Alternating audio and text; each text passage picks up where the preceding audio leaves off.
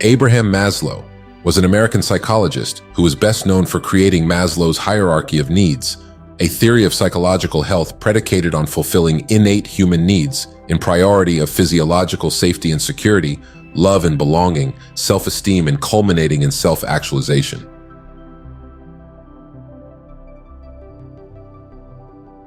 If you plan on being anything less than you are capable of being, you will probably be unhappy all the days of your life.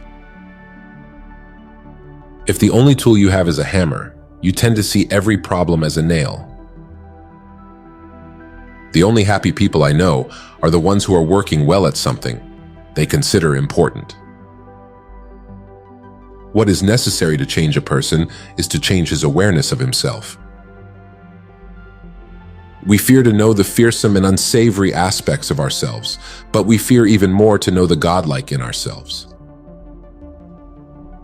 One can choose to go back toward safety or forward toward growth. Growth must be chosen again and again. Fear must be overcome again and again. We crave and fear becoming truly ourselves. The ability to be in the present moment is a major component of mental wellness. The story of the human race is the story of men and women selling themselves short. Rioting is a childish way of trying to be a man, but it takes time to rise out of the hell of hatred and frustration and accept that to be a man, you don't have to riot. We fear our highest possibility. We are generally afraid to become that which we can glimpse in our most perfect moments. If I were dropped out of a plane into the ocean and told the nearest land was 1,000 miles away, I'd still swim, and I'd despise the one who gave up. If you think only of evil, then you become pessimistic and hopeless like Freud. But if you think there is no evil, then you're just one more deluded Pollyanna.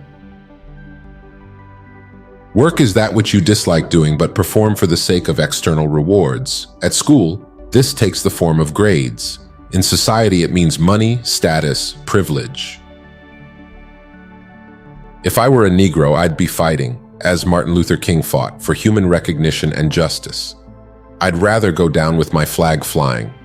If you're weak or crippled, or you can't speak out or fight back in some way, then people don't hesitate to treat you badly. The science of psychology has been far more successful on the negative than on the positive side.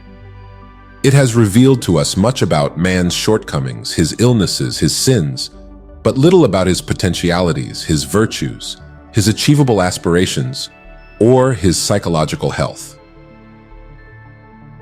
One's only rival is one's own potentialities. One's only failure is failing to live up to one's own possibilities.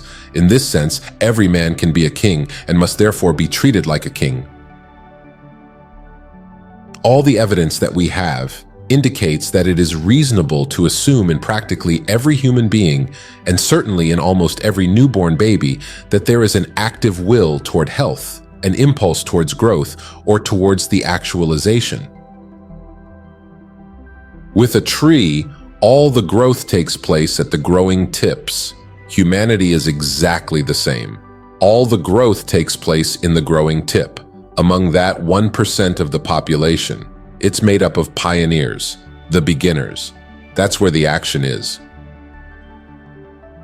It is as necessary for man to live in beauty rather than ugliness as it is necessary for him to have food for an aching belly or rest for a weary body.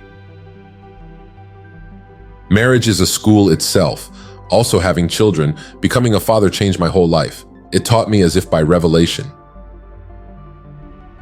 Good psychology should include all the methodological techniques, without having loyalty to one method, one idea, or one person.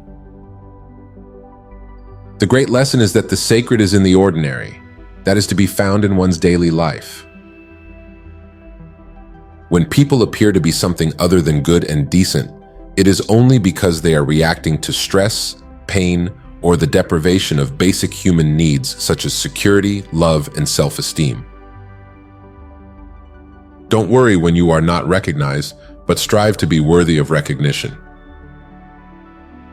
Be independent of the good opinion of other people. The fact is that people are good if only their fundamental wishes are satisfied. Their wish for affection and security. Give people affection and security, and they will be secure in their feelings and their behavior. I can feel guilty about the past, apprehensive about the future, but only in the present can I act. Appreciate again and again, freshly and naively, the basic goods of life with awe, pleasure, wonder, and even ecstasy, however stable these experiences may have become to others. One of the goals of education should be to teach that life is precious. All of life is education, and everybody is a teacher, and everybody is forever a pupil. Quitting smoking can be a very good test of one's character. Pass the test and you will have accomplished so much more than just get rid of one bad habit. The best way to view a present problem is to give it all you've got, to study it and its nature, to perceive within it the intrinsic interrelationships, to discover the answer to the problem within the problem itself. It seems that the necessary thing to do is not to fear mistakes, to plunge in, to do the best that one can, hoping to learn enough from blunders to correct them eventually. Creativity is a characteristic given to all human beings at birth. The spiritual life is part of the human essence. It is a defining characteristic of human nature, without which human nature is not fully human. The most beautiful fate, the most wonderful good fortune that can happen to any human being is to be paid for doing that which he passionately loves to do. You will either step forward into growth or you will step back into safety. A positive self-image and healthy self-esteem is based on approval, acceptance, and recognition from others, but also upon actual accomplishments, achievements, and success, upon the realistic self-confidence which ensues. Every person is in part his own project and makes himself. A musician must make music, an artist must paint, and poet must write if he is to be ultimately at peace with himself. What a man can be, he must be. This need we call self-actualization. It refers to man's desire for self-fulfillment, namely to the tendency for him to become actually in what he is potentially, to become everything one is capable of becoming.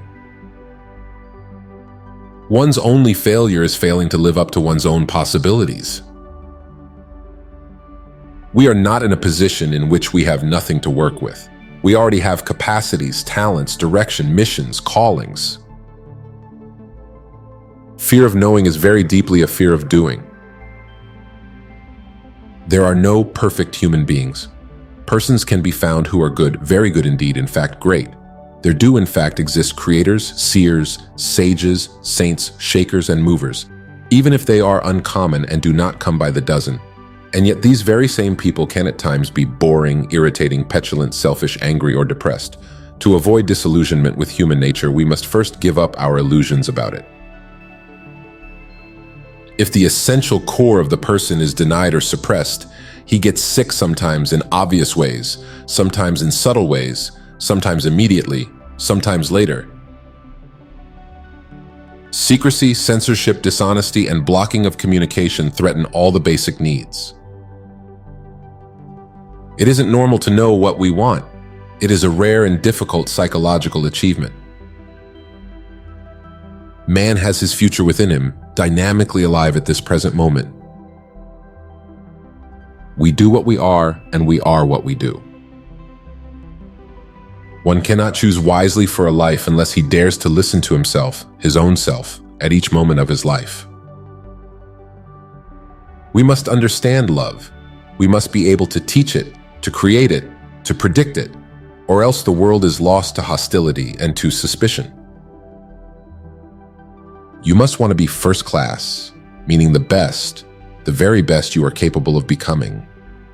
If you deliberately plan to be less than you are capable of being, then I warn you that you'll be deeply unhappy for the rest of your life. You will be evading your own capacities, your own possibilities. When we free ourselves from the constraints of ordinary goals and uninformed scoffers, we will find ourselves roaring off the face of the earth. Only the flexibly creative person can really manage the future.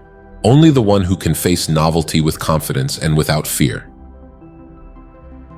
No psychological health is possible unless this essential care of the person is fundamentally accepted, loved, and respected by others and by himself. Man is a perpetually wanting animal. Common sense means living in the world as it is today, but creative people are people who don't want the world as it is today, but want to make another world. People with intelligence must use their intelligence. People with eyes must use their eyes. People with the capacity to love have the impulse to love and the need to love in order to feel healthy. Capacities clamor to be used and cease their clamor only when they are used sufficiently. That is to say, capacities are needs and therefore are intrinsic values as well. The study of crippled, stunted, immature, and unhealthy specimens can yield only a cripple psychology and a cripple philosophy. The sacred is in the ordinary. It is to be found in one's daily life, in one's neighbors, friends, and family, in one's own backyard. Travel may be a flight from confronting the scared. This lesson can be easily lost. To be looking elsewhere for miracles is to me a sure sign of ignorance that everything is miraculous. Laugh at what you hold sacred and still hold it sacred. We fear our highest possibilities. We are generally afraid to become that which we can glimpse in our most perfect moments. Under conditions of great courage, we enjoy and even thrill to godlike possibilities we see in ourselves in such peak moments. And yet we simultaneously shiver with weakness, awe, and fear before these very same possibilities. Life could be vastly improved if we could count our blessings as self-actualizing people can and do. And if we could retain their constant sense of good fortune and gratitude for it. Love, safety, belongingness, and respect from other people are almost panaceas for the situational disturbances and even for some of the mild character disturbances. It is vital that people count their blessings to appreciate what they possess without having to undergo its actual loss. The key question isn't what fosters creativity, but why in God's name isn't everyone creative? Where was the human potential lost? How was it crippled? I think, therefore, a good question might not be, why do people create? But why do people not create or innovate? We've got to abandon that sense of amazement in the face of creativity, as if it were a miracle that anybody created anything. In the ideal college, intrinsic education would be available to anyone who wanted it. The college would be lifelong, for learning can take place all through life.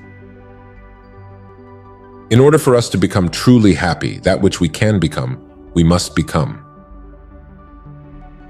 The job is, if we are willing to take it seriously, to help ourselves to be more perfectly what we are, to be more full, more actualizing, more realizing, in fact, what we are in potentiality. I have learned the novice can often see things that the expert overlooks. All that is necessary is not to be afraid of making mistakes or of appearing naive. Boys will be boys, as long as there are no girls in the picture. A child wants some kind of undisrupted routine or rhythm. He seems to want a predictable, orderly world. If swindling pays, then it will not stop. You cannot have a good society unless virtue pays. In any given moment, we have two options: to step forward into growth or to step back into safety. What you don't know has power over you. Knowing it brings it under your control and makes it subject to your choice. Ignorance makes real choice impossible. The person who hasn't conquered, withstood, and overcome continues to feel doubtful that he could. This is true not only for external dangers, it holds also for the ability to control and to delay one's own impulses, and therefore to be unafraid of them. We all have everything we need within us to create our fullest potential.